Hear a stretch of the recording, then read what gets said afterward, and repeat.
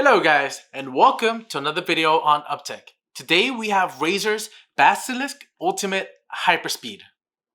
So, let's get right into it.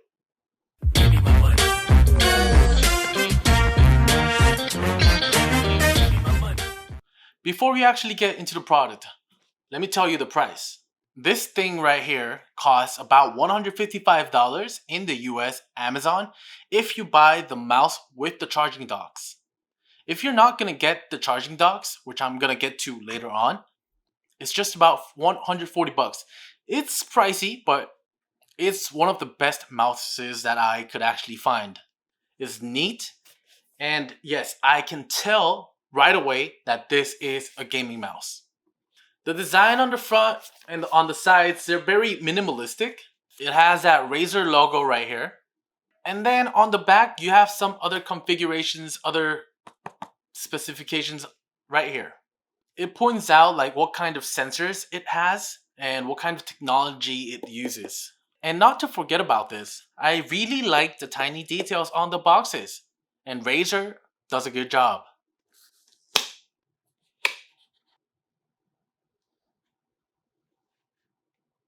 Just by the unboxing, I can tell that this product is a pretty premium device. There is a sponge on the top of the box, and then there is another styrofoam box or cover underneath, so it protects the mouse as well as the wireless charger. Nice thought out. The mouse itself looks very aggressive on the top. Looks nice, and the charger as well. I just can't stop laughing. So this right here is the wireless charger. Nice, simple. It has that Razer logo right there. And then here is the mouse. And underneath the box, there is the instruction guides.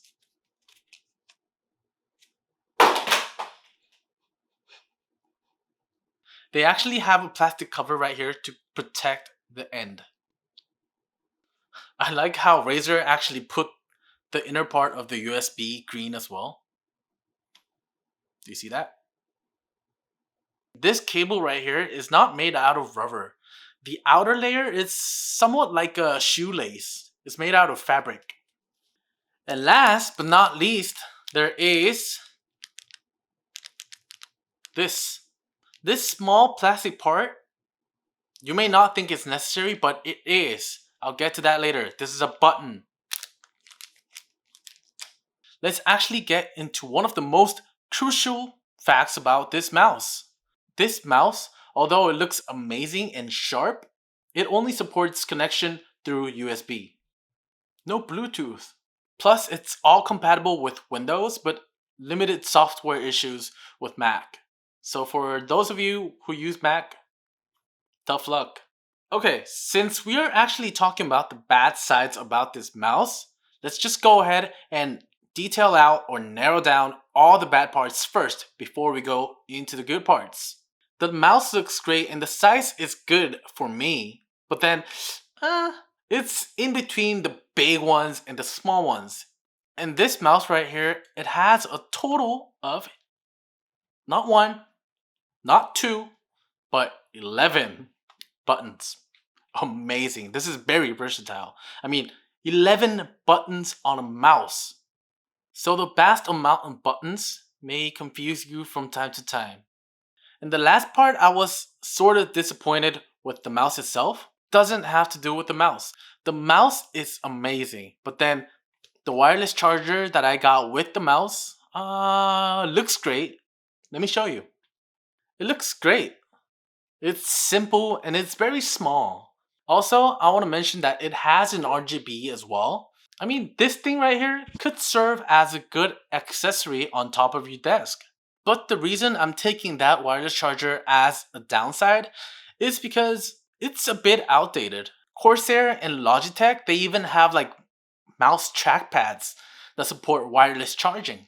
So you don't have to put your mouse on top of another device or connect it through a cable in order to charge it. They support the mouse pad, so while you use your mouses, they automatically charge. Why didn't Razer do that? Its charging method could have improved, but then I mean, the charging itself is fast, so I don't complain with that. Now let's actually get into the design.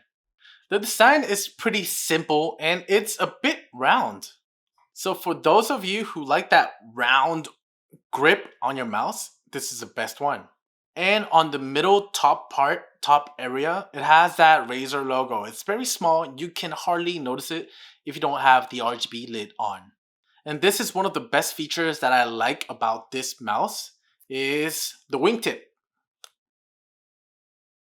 And that wingtip right here, it's not that big. It's not like standing out of the way, but then it's just big enough so that your thumb can sit on it. Now let's get into the buttons. Not one, but 11. 11! There are two main clickers, like almost every other mouse. That's the scroll wheel. This is a tiltable wheel. And there are the two DPI buttons. And there are the other two resolution swapping buttons. They can be configured to other type of functions. There's another scroll right here, which stands for the resistance of your mouse.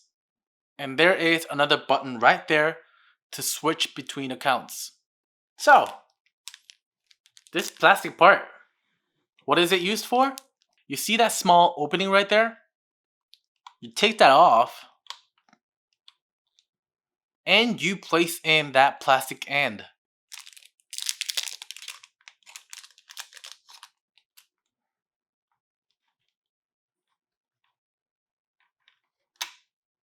That's actually magnetic. I didn't expect that.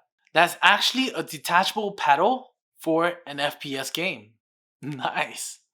So you can go ahead and place one more button on the side so that you can customize another function, another like fast type of button you want to press while you play an FPS game. And I also want to mention that this mouse has almost 14 different chroma settings. This mouse has a total of 11 buttons, but then it doesn't look that like fancy, like that aggressive gaming look. This actually looks simple. I could actually place this in an office. Hear that clicking sound. It has that click. It has that clicky sound, but it's not that loud. I love it. And it's very precise as well. This uses Razer's focus optical sensors. So when you're actually trying to focus to click on that right part on the monitor, this is a very precise mouse. So now let me just go ahead and hook this up into my computer and show you what it actually can do. Let's go. So I went ahead and connected the mouse's USB to the wireless charger and then connected that wireless charger to my computer. And one of the good parts about this devices is that the moment you pair up or you connect the USB to your computer, the installation guides pop up right away. Okay, so this is Razer's Synapse program. It's very simple and it's easy to access.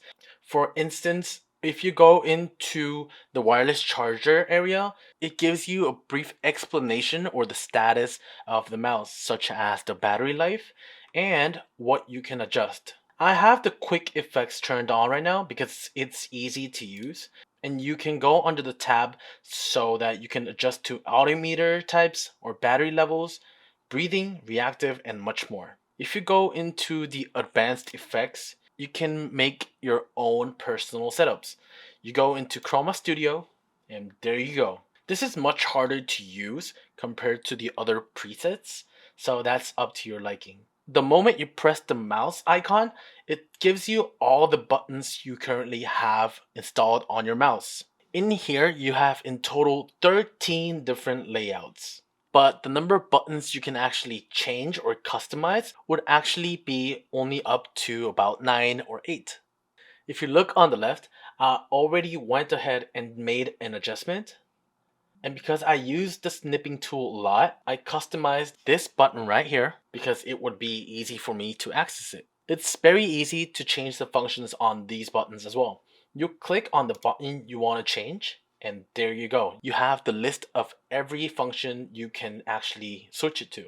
I actually stayed off the sensitivity part because most of you guys would actually change the sensitivity or basically how fast that mouse is with the buttons right below the wheels.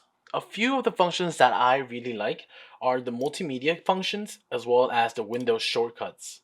So I just wanted to point out how easy it is to actually make a configuration on the Razer Synapse. One thing I really want to mention about this mouse is how fast or how quick it is. It's very sensitive. If you toggle up the sensitivity to max, you can see how it goes up to 20,000 dpi's. Even if I move the mouse a little bit, like it's all over the place. But you can set this up as low as 800 dpi and there's almost no movement at all. For myself, I like to set this up around 9,000 dpi's. I think this is enough. So, what's the overall thought about the mouse itself? I think this mouse is a very good mouse. I mean, it costs about $155. It's not a small amount. But then the mouse itself is very good and precise. It looks great. And I really love how it has so many configurable buttons, taking into consideration its size. It's not that big or small, but then it's just right for my hand. I mean, you could say that it's a pretty big mouse to those of you who have like a very small hand. But then there are plenty of other mouses out there, gaming mouses, that are just humongous, huge. So if you're looking around to buy a mouse and you have the budget for it, I mean, this is a great mouse.